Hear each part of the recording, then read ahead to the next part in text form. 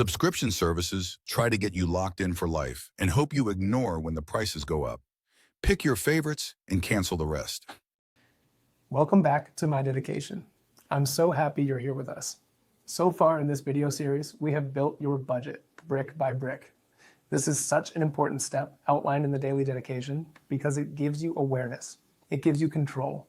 And for a lot of people, this is the first time they have ever truly looked at where every dollar actually goes each month.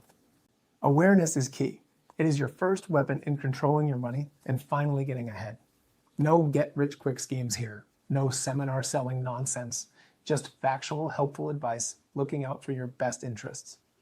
I created this series and the entire daily dedication method because it is all information that my younger self would have loved to know. And if it helps even just a few people get ahead in life, I will be very happy.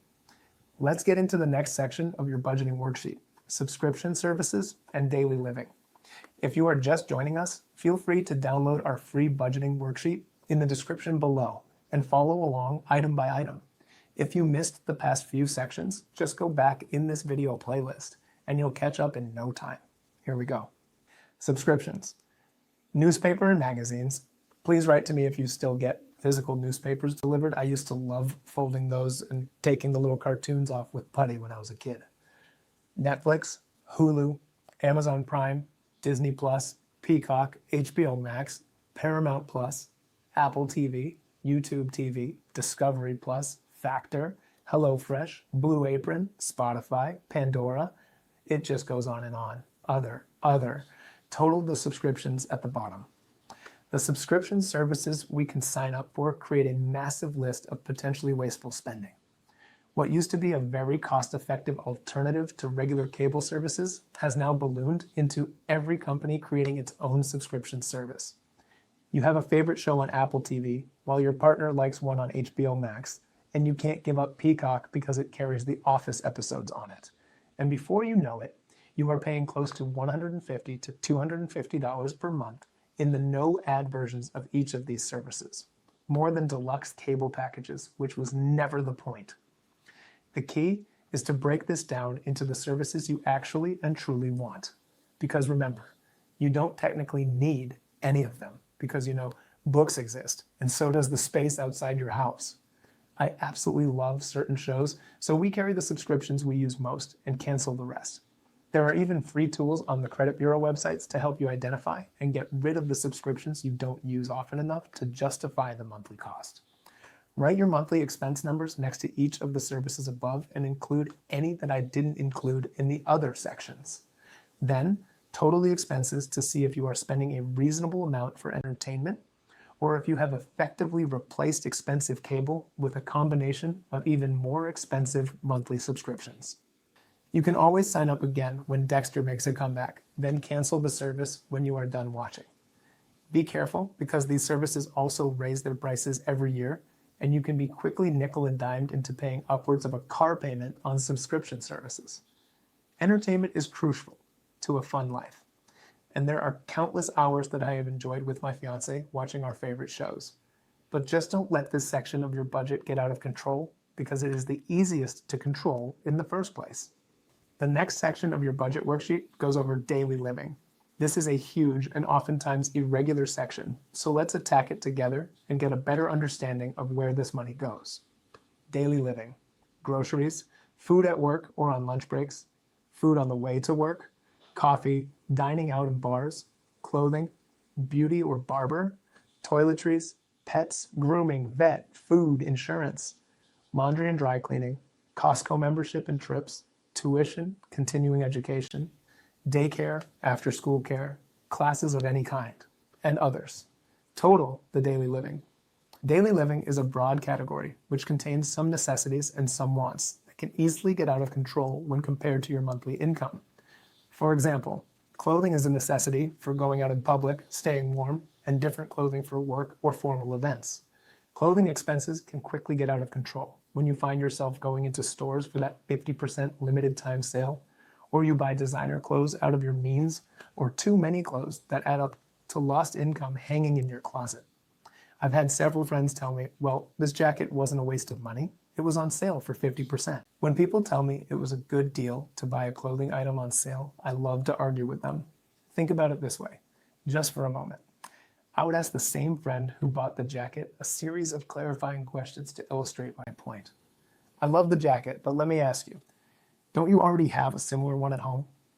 Did you go out today looking to buy a new jacket because you needed one? Is that the only sale that will happen this year at stores that sell jackets? Did you budget enough money to buy a $300 jacket? Who cares that it originally cost $600? You are still out $300 that you didn't plan on spending. You get the point. Just because an item is on sale doesn't mean that you need or should even want to buy it. If you didn't budget for that expense in your clothing budget, then you are simply setting yourself back $300 that you need for other expenses and savings, far more than you need yet another piece of clothing to hang up and not use in your closet. Look, I'm not telling you to only buy one jacket or you can't have the things you want. I'm saying that if you want more clothing, then you need to budget for it and still have enough money for all of the other goals and obligations we've talked about. I'm not one to tell you that you need to live on beans and rice while not having any fun, but I will tell you that anything you do that costs money needs to be planned for in your brick by brick roadmap. My mom always said, you need to do your have tos before your want tos. And I used to roll my eyes. But it turns out there's a lot of wisdom in that little phrase. If you are completely out of debt with a fully funded emergency account, protected against risk by the right level of insurance, saving for your future, and giving every dollar you make a job within your plan, then by all means, buy as much clothing as you can afford because you have the foundation for a successful future. It makes me sad and upset when people spend money they need for rent or savings on random purchases they won't even remember or want a month later. The daily dedication steps will set you up for a rich and successful future, giving you the tools you need to get ahead in every aspect of your financial life, while allowing plenty of room in your budget for fun and joy. When you are in the foundational steps, 1 through 4, it is time to be more strict and realistic with yourself, cutting the things you don't need in order to create that foundation and the financial muscle memory necessary to get ahead. Let's break down the daily living category further and explain how to rein in some of this spending that can quickly get out of control. Groceries. I remember so many times when I went into the grocery store on an empty stomach or without a list, and only to buy way too many things I didn't need for way too much money. When you go grocery shopping, you need a plan. Yes, you can buy yourself ice cream and candy if you want, but just be ready for the cost. You want enough food and produce to cook good meals without wasting too much of the food. Food waste will happen, but everything you throw out should feel like throwing away actual cash, because that is what is happening.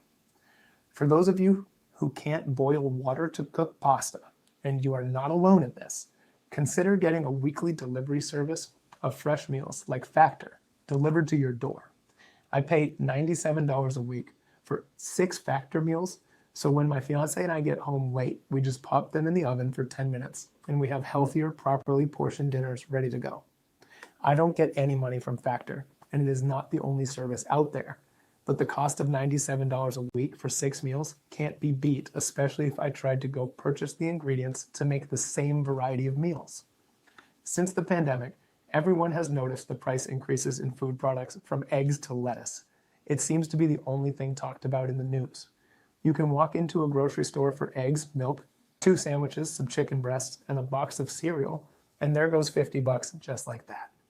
You don't need to map out the store and get crazy with coupon cutting, but just being mindful of what you are there to purchase and not going while you are hungry will make a huge dent in overspending.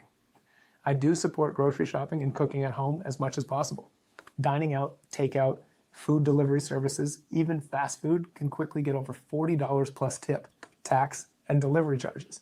And you're looking at over $100 for a single meal for 2. I just told you. You can get 6 meals for $97. The math is right in front of us every day. It's just that getting hungry without a plan and giving into convenience over some effort creates the perfect storm of destroying your budget week after week. Use Credit Karma to track your grocery and dining out spending for 1 month. You will be surprised and more likely horrified at the numbers you see. When I help people with this area of their budget, they are often not tracking food expenses.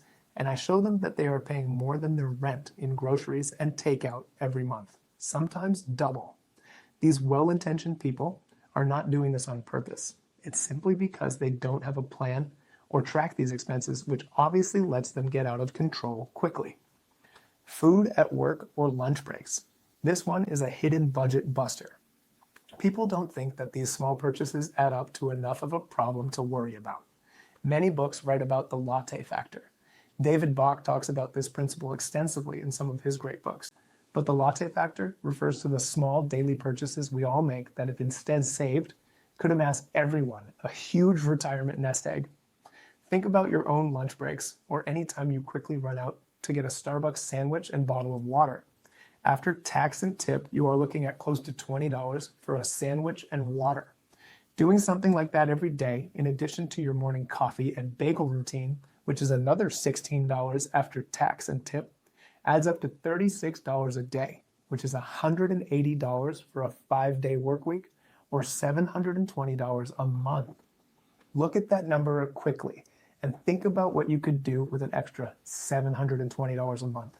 If you just planned ahead each day and maybe bought a bag of your favorite bagels and container of favorite cream cheese and poured water into a thermos.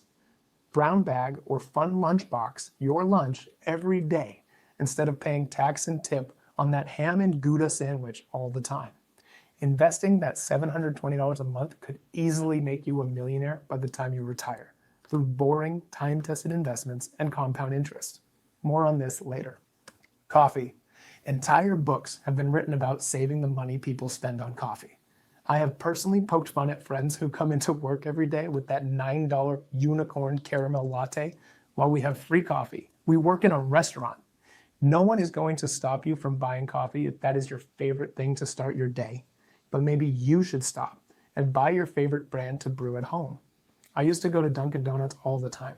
I budgeted for it, but quickly found out that spending $200 a month on the same coffee I could buy in bulk for $15 and brew at home just didn't math out. I looked at those numbers and got pissed off, as I tend to do when I'm spending too much of our hard-earned money on completely unnecessary nonsense. To put that into perspective, our Dunkin' budget was $2,400 a year. Remember when I told you that car repairs cost that much? Yeah, enough said. Dining out and bars. I love this topic because it can make or break your entire life, both now and in the future. I get the most eye rolls and pushback on this subject because people simply do not want to give up their fun or wind down time. This is by far the biggest overspending area for most people, and many people refuse to do anything about it, literally pissing away their futures. I have always worked in restaurants for my career, and I see countless people take their tip money and just go out to the closest bar and spend half, if not all of it, on one night out for drinking and food. What's even more self-destructive is when I see the same people buying friends and strangers rounds of drinks. I can't afford to buy strangers rounds of drinks, and I don't have any debt. A round of beers and shots can easily cost over $80 plus tip. Then food and more drinks, and you're looking at almost $150 to $200 of the money you just spent 8 to 10 hours making. You can see the flawed approach here, but it doesn't just apply to restaurant workers. This same self-sabotaging behavior can be found everywhere. It's the person who goes out to dinner 2 to 3 times per week because they deserve it. It's the people who go out to the bars all of the time, throwing money down the drain. And the people who simply don't track any of their money and just go out with friends because it is what everyone else is doing. I'm definitely a different type of person because I've never cared about what others think of me. And I'm not impressed by anyone who overspends on things they clearly don't need.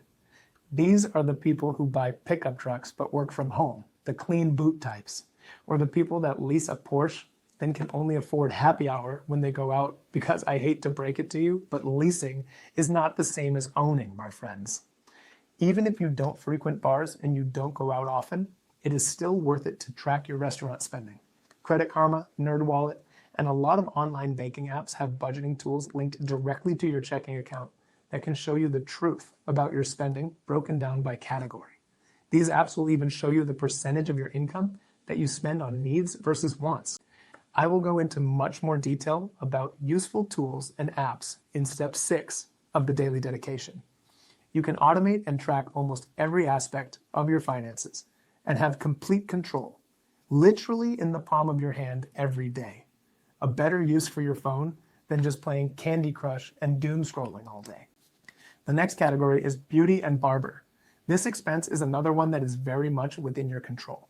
Haircuts can range wildly in cost both for women and men, so be sure to budget for this in your plan. My fiance's haircut is easily over 100 with tip, and mine is just over 35, and I go more often. Say you go to a salon or barber 4 times a year. In our example, that would mean taking $400 for my fiance's haircuts and dividing it by 12 to find our monthly cost of just over 33. I go about 3 times every 2 months, giving me a total yearly cost of $630, or $53 a month. There are other costs associated with this as well, such as shampoo, color treatments, blow drying, specialty products that they try to sell you, and anytime you see cucumber water in the lobby, consider going somewhere cheaper. I guarantee you can find something less expensive. Cucumber and lemon water, just turn around and get the hell out. Toiletries? This expense can be broken down into average Costco trips over the course of the year, or trips to the grocery store for non-bulk items like plungers, brushes, or anything you don't need a bulk-sized pack to get by.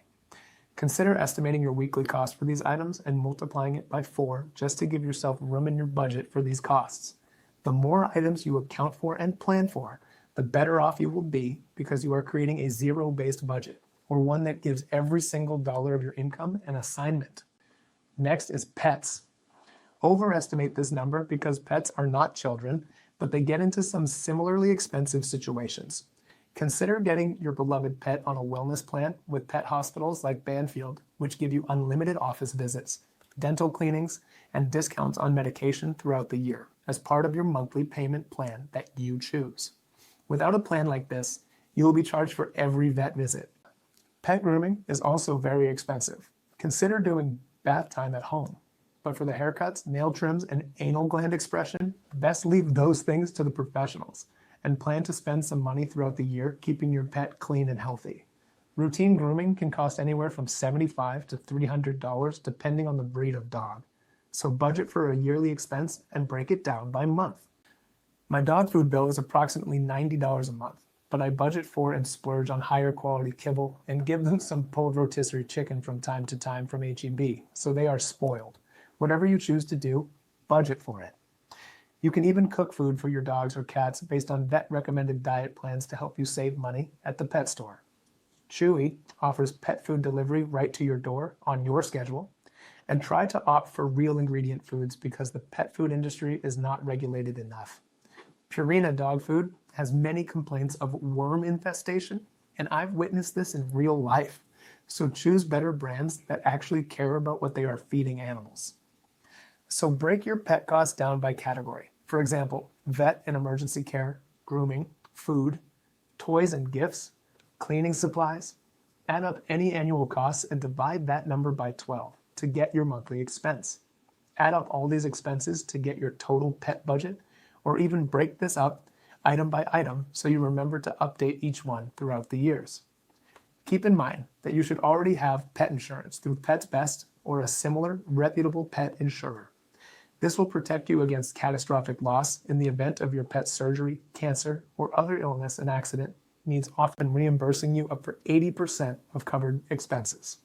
These policies have waiting periods, so the sooner you call, the better, because you do not want to be caught paying for your dog's cancer treatment out of pocket, or worse yet, making the incredibly hard decision to put your pet down because you can't afford the treatment. Get pet insurance. Laundry and dry cleaning. This item is pretty straightforward. If you need to pay for dry cleaning for work, take your weekly cost and multiply it by 4 to find the monthly budget amount. If you don't have in-unit laundry, then include your monthly cost for the laundromat here as well. Again, if you don't know the exact numbers, you can overestimate slightly, leaving yourself enough room in your budget to absorb any expenses that may be higher than you thought. It is far easier to budget with set numbers like rent and cell phone bills, but we are practicing how to budget for variable expenses as well to create the most accurate overall picture. You want to think for yourself. Go against the consumer crowd and set yourself up for success. That is what I'm here to help you with. and guide you every step of the way. I'm not trying to insult people who genuinely enjoy going out, or pickup trucks, or Porsche cars, but I do have a problem with falsely portraying wealth by making others feel less than with your financed stuff. I'm not impressed, and you shouldn't be either. It's far more impressive to own your cars outright, protect yourself and your loved ones, and to be in complete control of your finances. Read The Millionaire Next Door.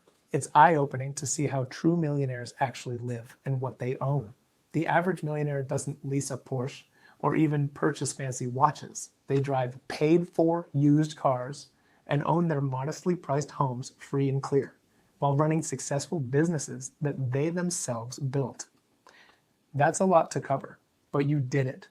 Take my examples from the daily living section and fit your own personal set of circumstances into a clear picture for your budget. My story and situation are not yours, so apply these principles and practices to your situation and build your budget brick by brick. In the next episode, we are going to cover recreation and fun spending. By now, I bet you have a pretty good idea how I feel about spending too much if you're still in debt. Let's face the reality together and get your expenses completely under control.